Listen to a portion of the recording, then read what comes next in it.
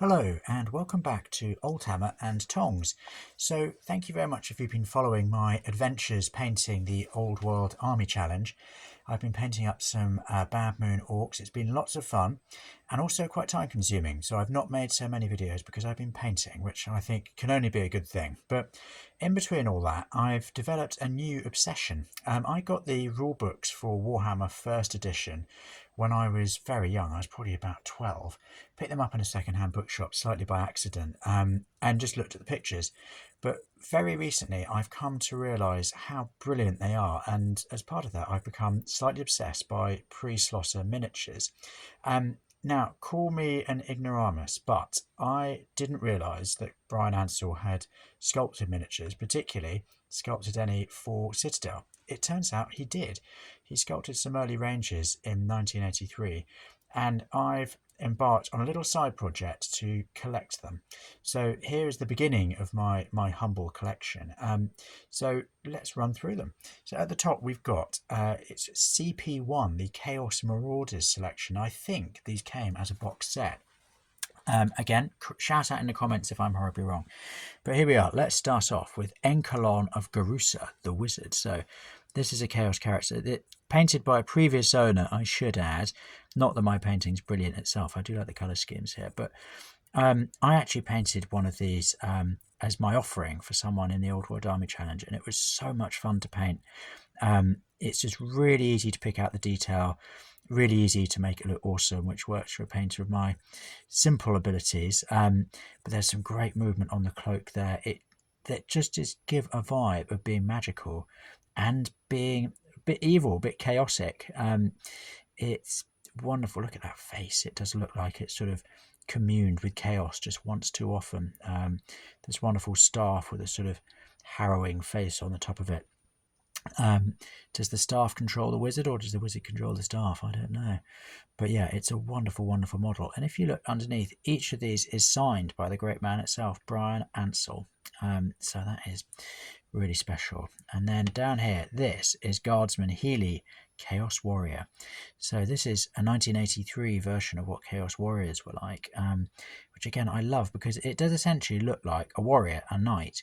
But it's clearly someone who has given up their soul to chaos.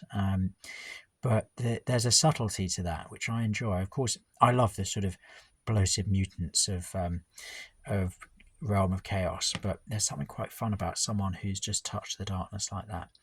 Now, this is Charisma, the Impaler, who's a goblin champion. And he has a bit of a vibe of Labyrinth, the classic film, Jim Henson starring... oh my god, I've got a complete brain fart. Starring David Bowie, good lord.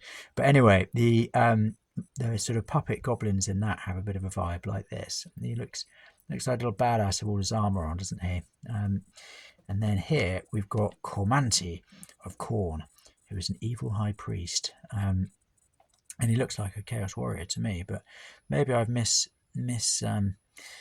misquoted who he is. Do shout out below if I've got that wrong. And there again is that wonderful little signature, Bryan Ansell.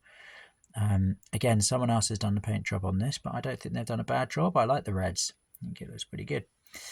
And then there's quite a few that I'm missing from the Chaos Marauders, so I will keep collecting. But then this is another set called the Heroic Adventurers, which was set CP2. Excuse me, I think it was a box set as well. And this is Peregrine Redshirt, the Wizard, who looks brilliant, doesn't he? He's got his book of spells there. He's got his magical staff there. This splendid looking hat. There we are, signed up. Whoop, Bryan Ansell.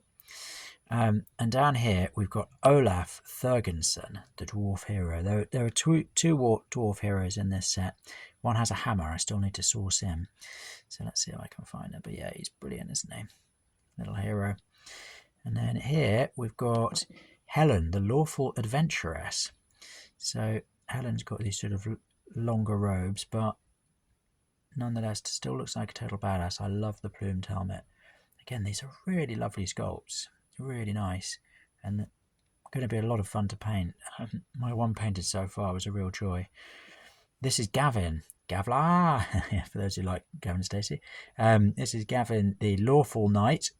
Definitely a heroic adventurer. Looks like he's on a grail quest. And again, quite a nice paint job by the previous owner. I like red and green, a good combination. Bryan Ansell signed. And then down here we've got Garland, the Lawful Knight. So isn't that brilliant? So again, there's quite a few that I'm missing from this collection, but I'm going to crack on. I'll keep you updated. Now, this isn't a Bryan Ansell sculpt, but it's a miniature called Bryan the Wizard. Now, if you can see the face there, that is clearly Bryan Ansell's face with his famous chops, as captured in the famous picture of him with his Chaos Army. I have no idea who sculpted this. I think it's from 1983, similar as the other set. But if you do know, please shout out in the comments. I'd really like to know. I think it's a wonderful model. He's a sort of adventuring wizard, quite Lord of the Rings, Tolkien style. But to have his personality on like that, I was just so excited. So I had to pick this up too, to add to the collection. Bryan Ansell, the more I've learned about him, the more awestruck I am by him. He clearly was a complete Renaissance man, a writer, a games creator, a sculptor, as we can see. He worked in all areas of creating miniatures before starting Asgard and then Citadel and then Foundry. But also he just gave so many opportunities to so many people to be creative.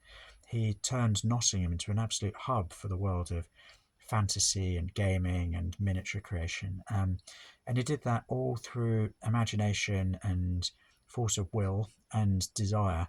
I just think he's enormously impressive. I sort of wish I knew more about him in the past. It's only really recently and sadly since his passing that I've learnt more. But a completely brilliant person. And wow, the fact that he sculpted these wonderful minis is just testament to that even more. So I'm really enjoying collecting them, really going to enjoy painting them, and I will keep you updated on my progress. So thank you so much for joining me here at Old Hammer and Tongs, and I look forward to seeing you next time. Thank you. Bye bye.